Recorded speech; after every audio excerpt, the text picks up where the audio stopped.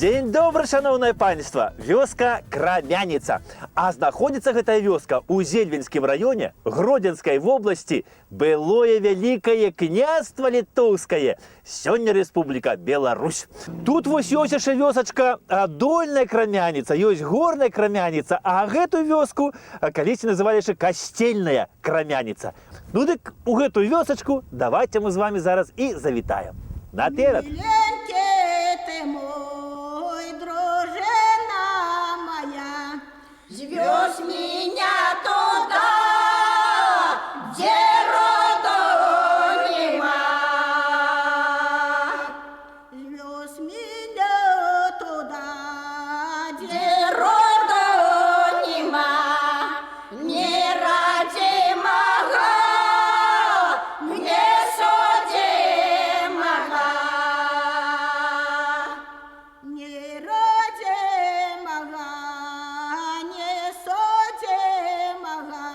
Милая моя, неправда твоя. Милая моя, неправда твоя. Через улицу, там хома моя. Через улицу, там кома моя, через другую, там сестра моя, через другую, там сестра моя. Для моей сестры два дубы стоять. Для моей сестры два дубы стоять, а на тех дубах голуби сядять. Сама гэтая вёсачка, паважанае панства, яна размясцілася якраз на беразе вось гэтай невялічкай рэчачкі. Гэтая рэчачка завецца Самараўка. Дык вось раней гэта рэчка звалася не Самараўка, а Крамяніца. Вось, таму што на дне гэтай рэчкі ёсць вельмі шмат залежаў крэмню. І наогул крэмню, паважанае панства, тут вельмі шмат вакол. Вось што я вам скажу, адсюль і назва вёскі Крамяніца.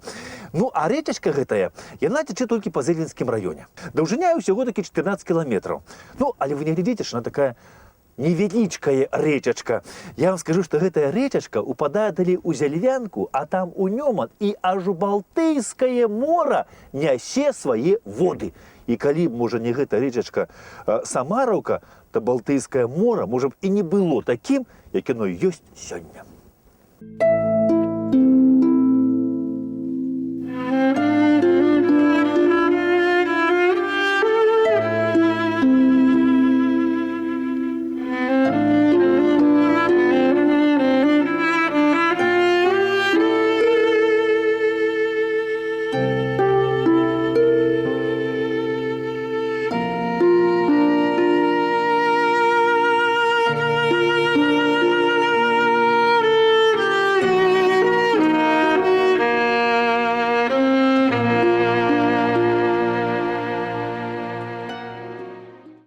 Вось гэтая вёсачка, паважанае панства, яна вядома яшчэ аж другой паловы 15-го стагоддзя. І самым першым бясспрэчным уладаром гэтай вёсачкі лічыцца такі Рачка. У Рачкі тут быў двор свой. Ну і ў Рачкі нарадзіўся сын, якога назвалі Юндзіл. І Юндзіл таксама валодаў гэтым маёнткам Крамяніца. Ну а ў Юндзіла нарадзіўся сын Мікалай. Я вам скажу, што Мікалай Юндзілавіч, ён быў такім знакамітым чалавекам у Вялікім княстве літоўскім. Ён быў кухмістрам у самой вялікай княгіні Алены Іванаўны, жонкі Александра Ягелончыка. І ў 1498 годзе Мікалай Юндзілавіч у Александра Ягелончыка падпісаў пацверджанне на валоданне вось гэтым маёнткам Крамяніца, якім валодалі ягоны бацька і ягоны дзед. Мікалай Юндзілач, паўжанае панства, ён даслужыўся аж да маршалка гаспадарскага і быў ім аж да самой смерці. А вось ён памёр у 1527 годзе. Ну, а гэты маёнтак Крамяніца яшчэ доўга належаў ягоным нашчадкам. Ну і вось аднойчы прыгожая дзяўчына Альжбета з гэтага роду пабралася шлюбам з Мікалаем Вольскім. І такім вось чынам все гэтыя землі крамяніцкія становяцца уласнасцю шляхцічаў вольскіх. У Мікалая Вольскага і Альжбеты нарадзіўся сын Крыштаф. І гэты, кажуць, Крыштаф Вольскі быў вельмі чалавек набажны. Ён вельмі шмат грошай ахвяраваў на будаўніцтва касцёлаў. Але пан Бог вось дзетак яму чамусьці не даў. Ён памёр бяздзетны. Ну і гэты маёнтак Крамяніца перайшоў да ягонай блізкай радні, да маршалка Ваўкавыскага і кашталяна Віцебскага Мікалая Вольскага. Ну і Мікалай Вольскі, які Крыштаф таксама быў чалавек вельмі набажны. І ён разам са сваёй жонкай Барбарай у 1617 годзе вось сюды, у гэты маёнтак Крамяніца з Кракава запрашае манахаў-канонікаў латаранскіх. Гістарычная даведка. Канонікі латаранскія. Манахі каталіцкага манаскага ордэна святога Аўгусціна. Ордэн утварыўся ў сярэдзіне 11 стагоддзя пры базыліцы святога Яна на латаранскім пагорку ў Рыме. Прыбылі ў Кракаў у 1399 годзе з Чэхіі па запрашэнні Ягайлы, які выконваў пажаданне каралевы Ядвігі. У 1405 годзе Ягайла фундаваў ім кляштар, а біскуп Пётр Выш перадаў ім парафію і касцёл Божага цела. У пачатку 17 стагоддзя кляштары канонікаў латаранскіх з'явіліся ў гарадах і мястэчках Вялікага княства Літоўскага. Самым першым паселішчам на Беларусі, куды прыйшлі канонікі латаранскія, паўжанае панства, гэта была Крамяніца. Вось гэтая. А гэта быў 1617 год. Праз год яны ўжо з'явіліся ў Старым Быхаве, і толькі праз 8 гадоў канонікі латаранскія з'явіліся ў Вільні, якая на працягу не аднаго стагоддзя з'яўлялася калісьці сталіцай беларусаў. Ну, што да канонікаў латаранскіх, то тут вось у Крамяніцы яны ў будні дні хадзілі вось у чорных сутанах, а ў святочныя дні адзявалі белую сутану. Ну і канонікі латаранскія яны практыкавалі вось 3 манаскія абеты. Гэта паслушанне, цнатлівасць і жабрацтва. Тут у Крамяніцы у 1617 годзе яе гаспадар пан кашталян Мікалай Вольскі будуе для манахаў-канонікаў латаранскіх касцёл. І уявіце сабе, што той касцёл 17 стагоддзя дайшоў аж да нашых дзён. Вось ён, паважанае панства, вось гэты касцёл, дзе будаваў Мікалай Вольскі. І гэты касцёл у 17 стагоддзі быў асвечаны біскупам Даўгяла ў гонар святога Юрыя.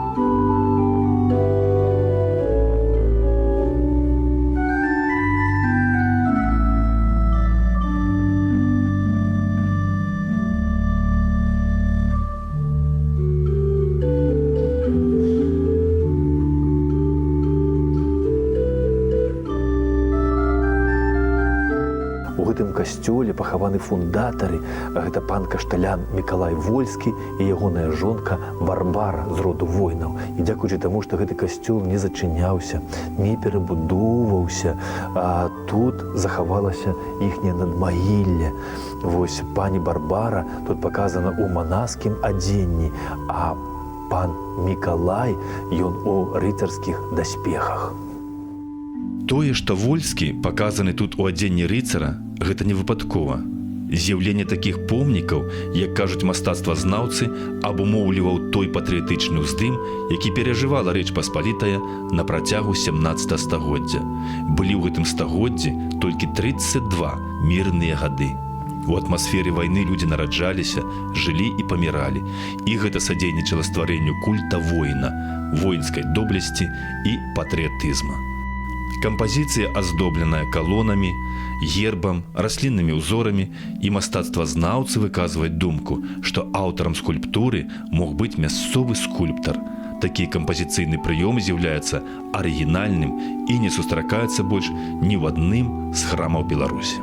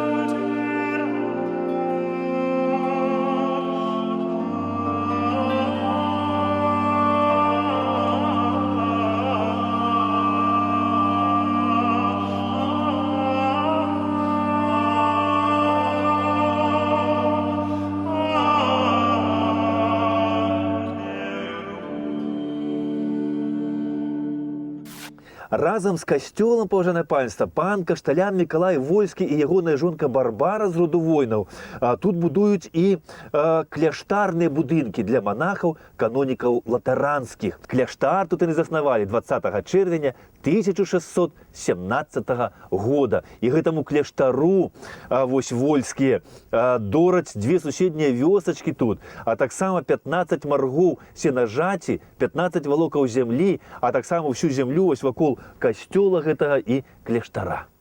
А яшчэ пан Мікалай Вольскі падтрымліваў кляштар, кажа, такім чынам. Ён даў загад, каб кожны гаспадар з яго земляў гэтых крамяніцкіх, калі не прыходзіў у касцёл на свята якое альбо ў нядзелю, то павінен быў кляштару аддаць аднаго вала. Вось так. Спачатку на свята ў касцёл зайдзі, а пазня ўжо сваімі справамі займайся. І гэту добрую традыцыю пазней працягваў і сын пана Мікалая Казімір Вольскі. Ён у Мікалая Барбары быў адзіны, і пасля смерці бацькоў яму дастаўся гэты маёнтак Крамяніца. Ну і ён працягваў будаўніцтва кляштара тут. Тут, значыцца, пры касцёле быў шпіталь для бедных, тут дзейнічала ружанцовае братства. Ну і тут была пры кляштары у манахаў вялізная бібліятэка. У 1783 годзе гэта бібліятэка налічвала 1055 рэдкіх кніг. І ў бібліятэцы гэтай тут знаходзілася яшчэ і вельмі шмат рукапісаў 17 стагоддзя. Манахі, канонікі латаранскія, яны вельмі шмат увагі аддавалі вось адукацыі.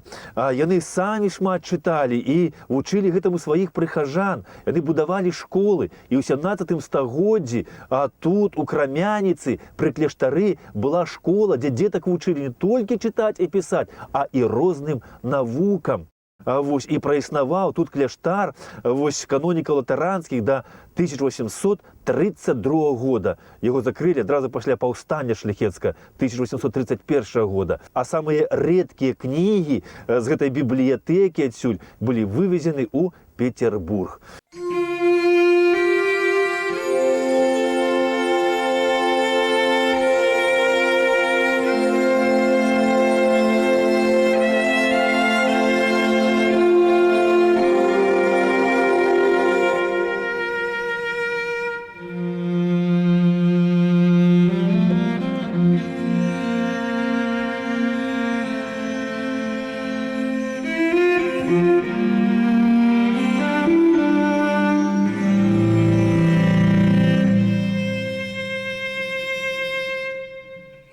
Вольскі маёнтак Крамяніца належаў да 1641 года. Ну і расказваюць, што вось Казімір Вольскі, яго жонка Рэгіна, нешта залезлі ў пазыкі, ну і былі вымушаны Крамяніцу прадаць.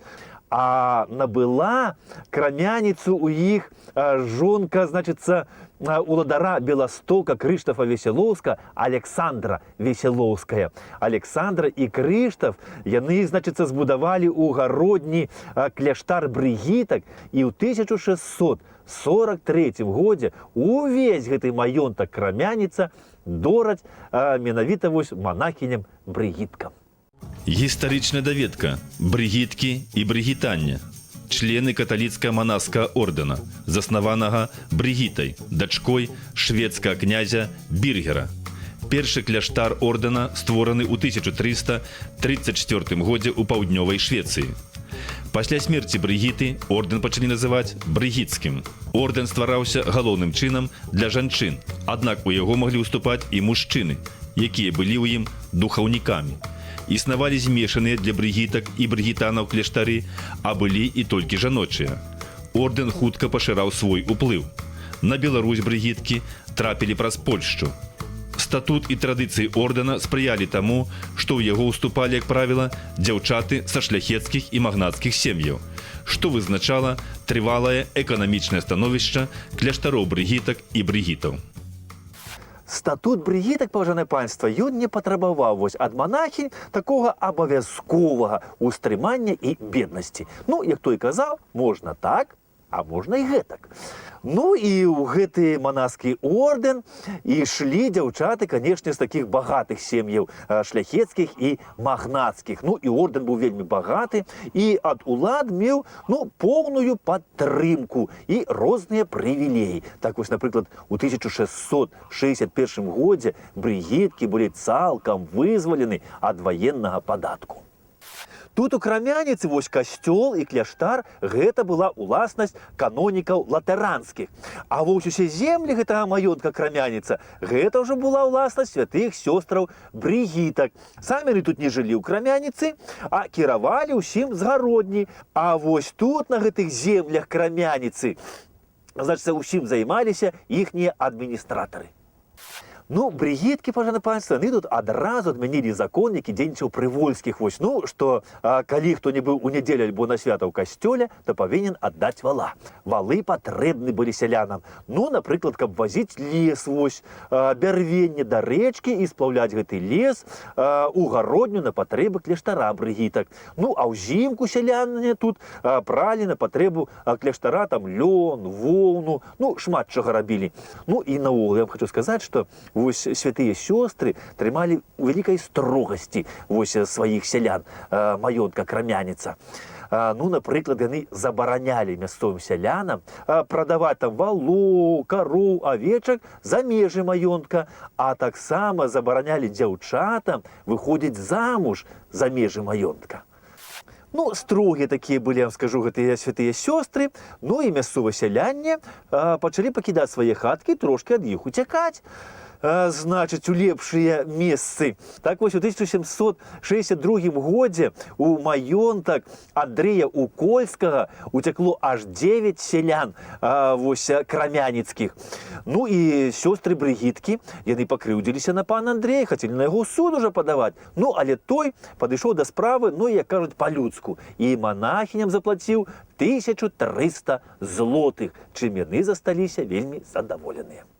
Зямельныя ўладанні сясцёр брыгітак тут у гэтым маёнтку раслі што на дражах і хутка дасягнулі зямель сапегаў. І ў 1750 годзе Міхал Сапега з брыгіткамі нават падпісаў дамову на сумеснае будаўніцтва грэблі, якая б злучала іхнія землі, землі сапегаў і брыгітак. Ну, да якога часу гэты маёнтак належаў брыгіткам, я, панов, не ведаю. Ну, скажу вам, што тут і па сённяшні дзень вось у крамяніцы жывуць монахіні.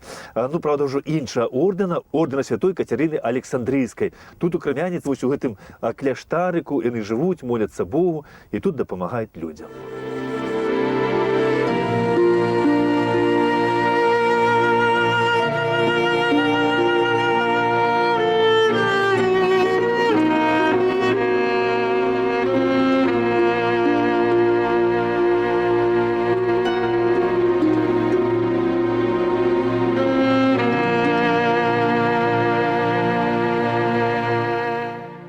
І забываем сказать, паважанае панство, што вось Крамяніца гэта колішняе мястэчка.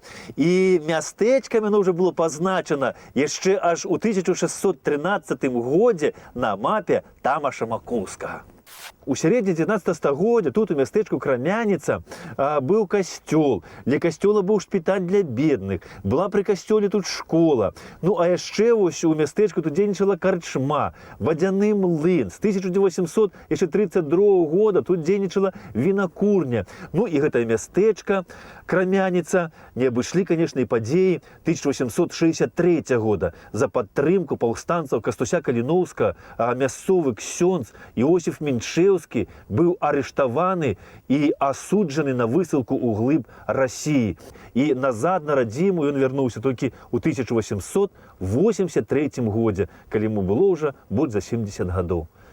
Насупраць касцёла праз дарогу знаходзяцца старажытныя колішнія каталіцкія могілкі. Недзе пад канец 19 стагоддзя на гэтых могілках была збудаваная вось гэтая каплічка. Гэтыя старажытныя могілкі, яны вельмі вялікія, і тут і па сённяшні дзень хаваюць усіх памерлых з крамяніцкай парафіі.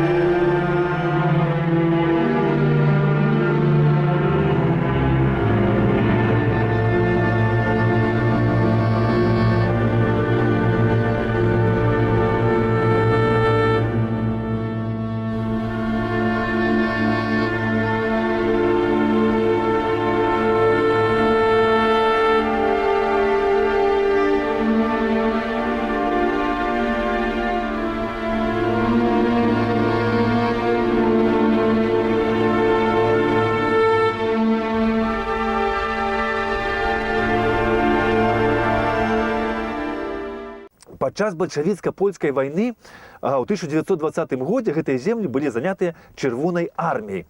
І тады вось з падачы жонкі ваўкавыска аптэкара пані Вольскай тут у Крамяніцы была створана падпольная польская арганізацыя, якую бальшавікі называлі белагвардзейска-шпіёнска-польская. Ну і, значыць, збіраліся гэтыя ўсе людзі у мясцовага ксяндза тут у Крамяніцы, у пробашча Клена. І ён на гэту арганізацыю ахвяраваў ксёндз вельмі шмат грошай, кажуць, але праіснавала гэтая польская арганізацыя тут нядоўга. Неяк у Ваўкавыску да аптэкі пані Вольскай прыйшлі 3 мужчыны. 2 з іх прадставіліся польскімі афіцэрамі, а адзін быццам англічанін. Ну, яны пачалі расказваць пані Вольскай, што хочуць тут вось у тылу бальшавікоў у лесе стварыць партызанскі атрад. Што мае дзеля гэтага грошы, але няма ў іх людзей. Ну і пані Вольская паверыла гэтым 3 мужчынам і прывезла іх сюды ў Крамяніцу, да ксяндза Клена. Ну, яны пачалі тое самае расказваць ксяндзу, і ксёндз таксама ім паверыў і аддаў ім увесь спіс сваёй падпольнай арганізацыі. Назаўтра пачаліся арышты. Арыштавалі, паважанае панства, аж 40 чалавек. Ну і судзілі іх вельмі хутка, таму што з захаду ўжо ішлі сюды жаўнеры войска польска, бальшавікі адступалі. І таму ксяндза Клена, пані Вольскай, яшчэ некалькі чалавек яны расстралялі, а шмат каго 8 верасня 1920 года адправілі ў Сібір. Ну, з 1921 па 39 год гэта была тэрыторыя Польшчы, і Крамяніца тады была цэнтрам гміны Ваўкавыска павета Беластоцка ваяводства.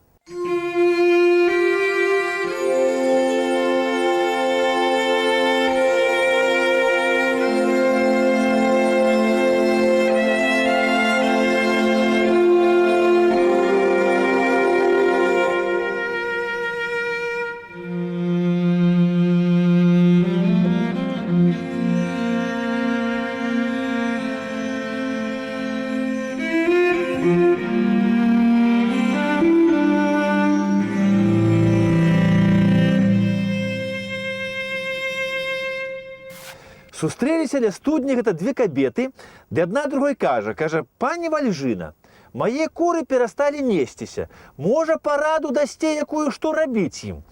Ну, тая паглядзела на яе да кажа: пані Вольга, а вы возьмите ды парэжце іх. А што, пані Вальжына, гэта ім на карысць пойдзе? Да чаго гэта я? На календары вясна, а на вуліцы бачыце, што вось робіцца, а ўжо ж прыйшла пара капцы адкопваць, ды бульбу перабіраць, ды садзіць яе, каб увосень выкапаць, ды зімку перазімаваць. Ну, пажанае панства, мушу з вами сёння развітацца, так што поспехаў, ўсё найлепшае і да сустрэчы праз тыдзень. Да пабачэння!